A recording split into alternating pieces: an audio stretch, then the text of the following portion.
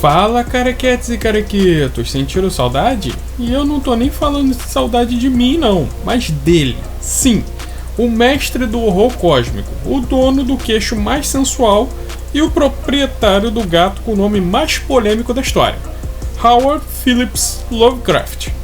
E se você não sabe o nome do gato do Lovecraft, vai ficar sem saber mesmo. Mas isso não importa, o que importa é que hoje o queixão voltou com algumas das suas profecias. Lovecraft era profeta, careca? Ele fazia previsões? Não exatamente.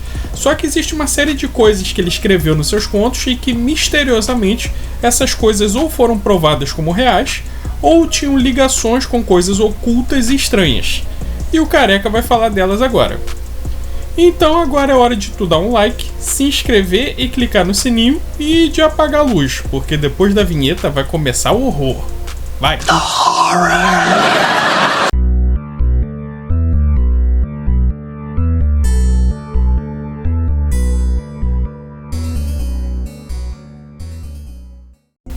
O careca tem uma trilogia de vídeos sobre o H.P. Lovecraft, um só sobre a vida pessoal dele, o outro sobre os mitos que o deixaram tão famoso, e o último sobre o impacto e influência do trabalho dele na cultura pop. Então nesse vídeo daqui eu não vou me ater muito aos detalhes. Se você não sabe muito sobre o queixão, eu recomendo ver os 3 vídeos que eu falei e depois voltar nesse. Ou você pode fazer o contrário, porque realmente tem coisas muito estranhas nesse vídeo aqui, e mesmo se você nunca se interessou pelo cara, agora tu vai começar a se interessar. E já aviso que esse vídeo vai ficar enorme. Eu adoro falar de Lovecraft e eu poderia ficar horas aqui. Por isso que geralmente um texto só dá material para vários vídeos. Então estejam avisados que o Carex vai largar o verbo hoje, ok? Bom, Lovecraft era um cara que gostava muito de mitologia, sobretudo da grega. Então muitas das coisas presentes nos contos dele vieram dos contos gregos ou de outras mitologias também. O deus Dagon, por exemplo, era um deus da Mesopotâmia. O fato das pessoas ficarem loucas só de ver os monstros tinha paralelo dos monstros que faziam as pessoas virarem pedra só de olhar na mitologia grega, etc. Mas tem coisas, mano, que não dá pra saber de onde saiu. E diferente do Frank Herbert, que escreveu Duna, que escrevia chapado de Dorgas, Lovecraft era um puritano, nem beber ele bebia. Então, na teoria, toda a loucura presente nos seus trabalhos ou vinha de mitologias mesmo ou da cabeça dele. Mas algumas coisas não se encaixam em nenhuma coisa nem outra. Uma delas é o livro Necronomicon. Se você pegar uns 10 contos do queixão, uns 8 vão ter alguma referência a esse livro. E diferente do que a maioria das pessoas pensam, ele não é um tomo de feitiços, e sim um livro biográfico que conta as andanças e experiências do seu escritor, o louco árabe Abdul al-Hazred. E ele também não era feito de pele humana e escrito com sangue, como falam na franquia Evil Dead, não. Ele era um livro normal, de papel, mas que nas suas entrelinhas o árabe louco dava várias dicas, macetes sobre segredos bizarros. Por isso que quase sempre é depois de ler esse livro que os protagonistas dos contos do Lovecraft começam a se envolver com coisa ruim. Oficialmente, o Necronomicon foi inventado pelo Lovecraft. Ele tem um conto onde ele conta toda a história de como o livro foi escrito pelo Al-Hazred. Inclusive, Abdul al-Hazred é um nome inventado pelo Lovecraft. E em árabe não quer dizer jossa nenhuma. É tipo quando a gente inventa nome de japonês, tipo Chibato Nakara ou Takoku no Muro, tá ligado? Porém, dentre os satanistas de plantão, os roqueiros malignos que praticam a chamada magia do caos, existe a crença de que o livro é real e que o Lovecraft tirou as loucuras dele desse livro. Bom, tem alguns autores modernos que escreveram versões do Necronomicon como se fosse um livro real. O Careca tem um muito bom, inclusive. Mas pelo menos os que eu conheço, os caras deixam bem claro que é ficção. Nenhum deles afirma que ele é baseado num livro real. Pelo menos não que eu conheça. Existe uma lenda que quando Lovecraft foi casado com a Sonia Green, uma outra escritora da época, ele teve acesso ao Liber Alver Legis, ou o Livro da Lei. O Livro da Lei é um livro real que foi escrito pelo famoso mago inglês Aleister Crowley.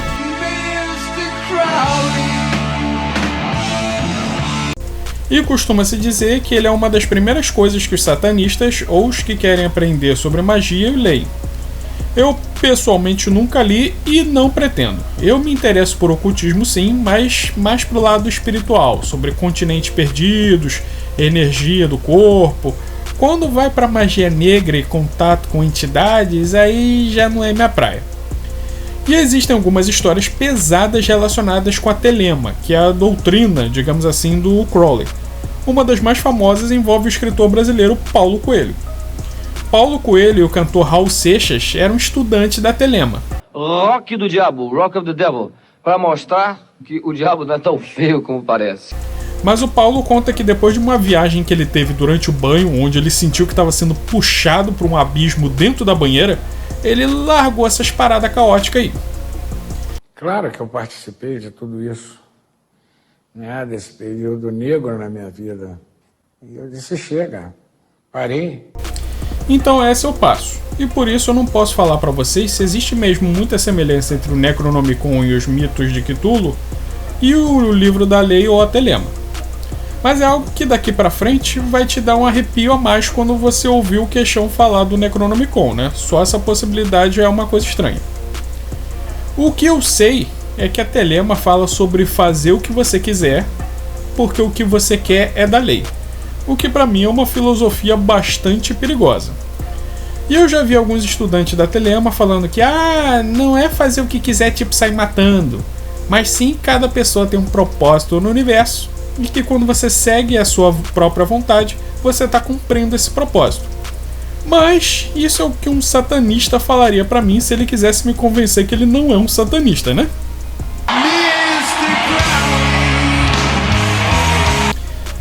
Basicamente, a mitologia do Lovecraft fala de seres que existiam muito antes do ser humano surgir na Terra e que, devido a algum evento astronômico, que ele nunca deu muitos detalhes, essas criaturas estão dormindo. Mas esse dormindo, na verdade, quer dizer que elas continuam existindo, só que em um estado de existência diferente do nosso, nem vivos nem mortos.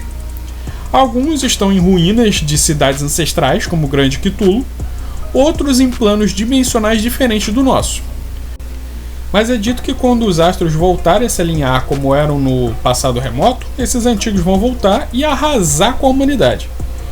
No conto chamado de Cthulhu, que diga-se de passagem é o conto que eu aconselho você ler por primeiro, se você quiser conhecer a obra do Queixada de Bode, nesse conto tem uma parte onde um cultuador dos antigos fala sobre o momento que os antigos vão voltar à Terra.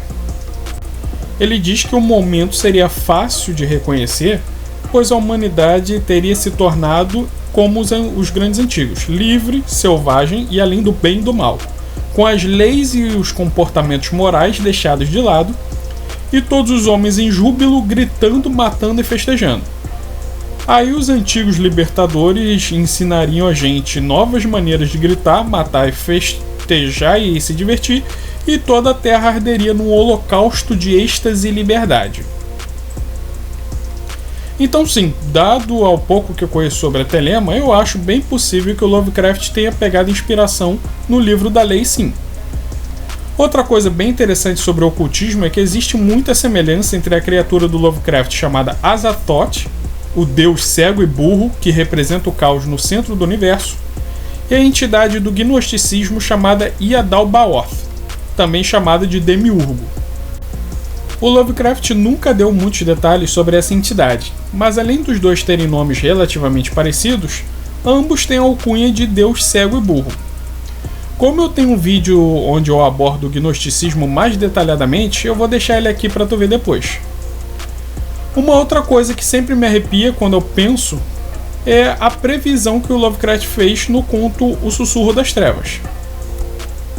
Eu vou tentar não dar spoiler para você que não leu o conto, então tudo que eu posso te dizer é que o clímax dele é uma conversa entre um protagonista e uma pessoa que tem um profundo conhecimento sobre os Migô, uma raça de seres que servem os antigos e que seriam meio fungos, meio crustáceos. Ou seja, eles são um cruzamento de um camarão com um cogumelo e que ainda por cima voam. A apiração é nesse nível. You cannot escape us. E aí a conversa rola solta tanto sobre os Migô os antigos, quanto sobre o funcionamento do universo. E uma das muitas coisas que são ditas é que existe um planeta na borda do sistema solar chamado Yuggoth, que seria o mais próximo da Terra, onde os Migor, tanto os Migor quanto os antigos, vivem. E que na hora certa os habitantes mandariam correntes mentais na nossa direção que iriam permitir aos cientistas a descoberta dele. Alguns estudiosos de Lovecraft associam Yuggoth com o ex-planeta Plutão. Plutão foi descoberto em 1930 e o conto Sussurro nas Trevas foi escrito em 1931. E como Lovecraft se interessava muito por astronomia, é bem provável sim que ele tenha colocado isso para dar a entender que Plutão era Yuggoth. E que ele só foi descoberto porque os antigos enviaram suas ondas mentais e tal. Faz sentido, porque o conto foi escrito em 31, mas a história mesmo se passaria em 1928, 2 anos antes da descoberta de Plutão. Mas e se Yuggoth não for Plutão? E se os cientistas ainda estiverem para descobrir um outro planeta nas bordas do sistema solar? Recentemente, a NASA descobriu sinais de um planeta desconhecido que ficaria bem depois de Plutão, o chamado Planeta X. E se esse filho da mãe queixudo estava na verdade falando de algum outro planeta que não fosse Plutão? Já pensou? Isso significa que outras coisas do conto também poderiam estar certas.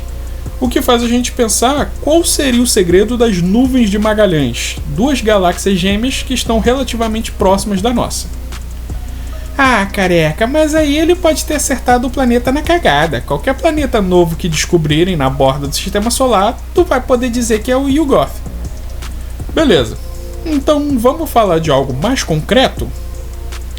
Em 1997, o NOAA, Administração Nacional Oceânica e Atmosférica, um órgão do governo americano que é responsável por pesquisas no fundo do mar, captou um som em baixa frequência que foi apelidado de bloop. Ele tem esse nome porque quando você reproduz ele de forma acelerada, ele tem um som de uma bolha. Bloop.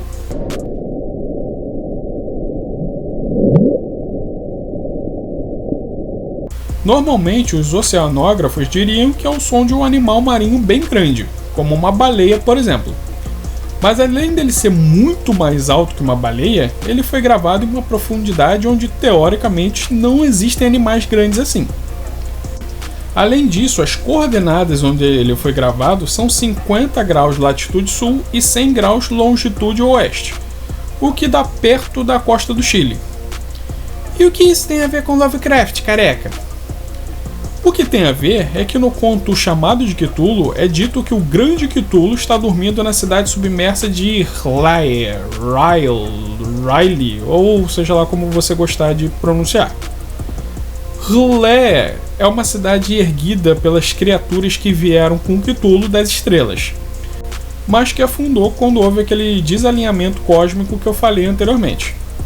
E no conto é dito que o navio de pescadores encontra a cidade, ou as ruínas dela, né? E eles acabam acordando o próprio Cthulhu de seu sono.